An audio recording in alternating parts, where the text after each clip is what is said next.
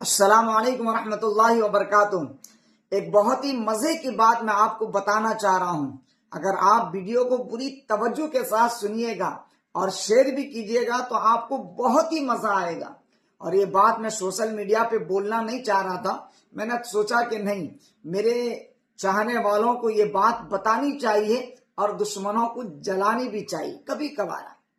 تو ایسا ہوا کہ میں ابھی چھٹی پر تھا اپنے گھر گاؤں جاجپور کورئی میں، بہت سارے علاقوں پر جانا ہوا تو میں گیا ایک گاؤں پر۔ جب وہاں سے لوٹ رہا تھا تو میں نے ایک چائے دکان کے قریب اپنی گاڑی کھڑی کر دی اور میں چائے پینے لگا۔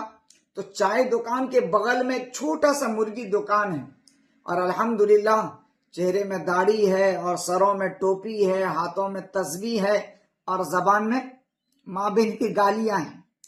اور وہ گالیاں یہ دے رہا ہے کہ بھئی زکوٰۃ لایا ہوگا، خیرات مارا ہوگا، صدقے کا پیسہ ہوگا، یا دعا تعویذ میں لوٹ لیا ہوگا، یا کسی کا بے ایمانی کیا ہوگا، یا کسی سے مانگ لیا ہوگا، یا کسی سے کہہ دیا ہوگا اور کوئی زکوٰۃ دیا ہوگا پاکٹ میں رکھ لیا ہوگا۔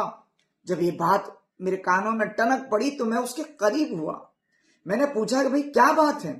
انہوں نے کہا کہ مولانا ہمارے امام صاحب جو ہے 1 سال سے امامتی کر رہے ہیں اور ان کی تنخواہ 7-8 ہزار روپیہ ہے، لیکن ان کے اوقات تو دیکھو کم از کم 1 لاکھ سے زائد کی گاڑی چڑھ رہے ہیں۔ یہ پیسہ آیا کہاں سے؟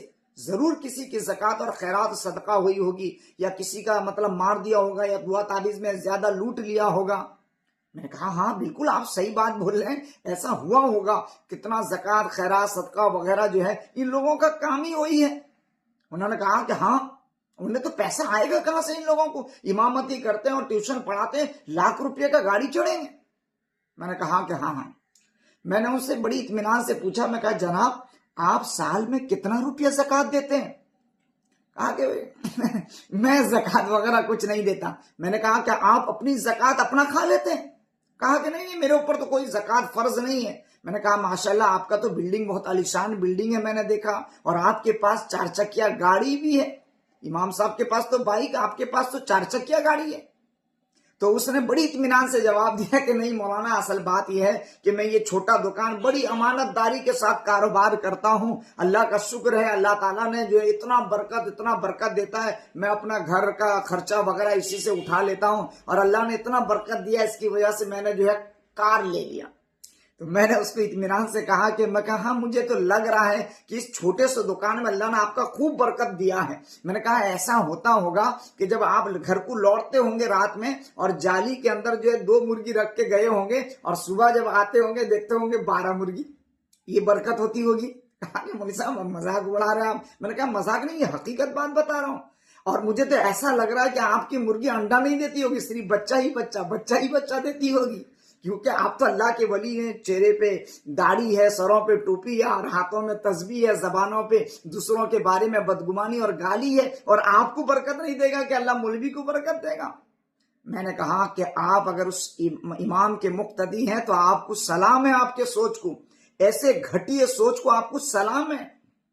میں نے کہا کہ آپ کی اس گھٹیے سوچ کو میں سلام کرتا ہوں کہ آپ کا اس چھوٹے سے دکان پر اللہ اتنا برکت دے سکتا ہے کہ آپ اپنی گاڑی کار میں چڑھ سکتے ہیں، بلڈنگ خوبصورت بلڈنگ بنا سکتے ہیں، اور آپ اپنے آپ کو امانت داری ثابت کر سکتے ہیں۔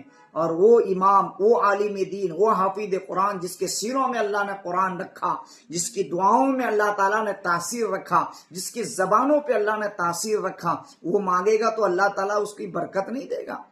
میں نے کہا کہ بس ایسا لگتا ہے کہ جب آپ کی باری آتی ہے تو وہ خدا زندہ ہو جاتا ہے اور ساری برکتیں آپ پر اتار دیتا ہے، اور جب عالم دین، امام کی یا حافظ قرآن کی باری آتی ہے تو مجھے لگتا ہے کہ شاید کہ وہ خدا نعوذ باللہ مر جاتا ہوگا، اس لیے وجہ سے ان کو برکت نہیں ہوتی ہوگی، زکوٰۃ خیرات کھاتے ہوں گے۔ انہوں نے کہا کہ مولوی صاحب آپ ایسے کیسی بات کر رہے ہیں؟ میں نے کہا آپ کے سوچ کو سلام ہے، آپ کے سوچ کو سلام ہے۔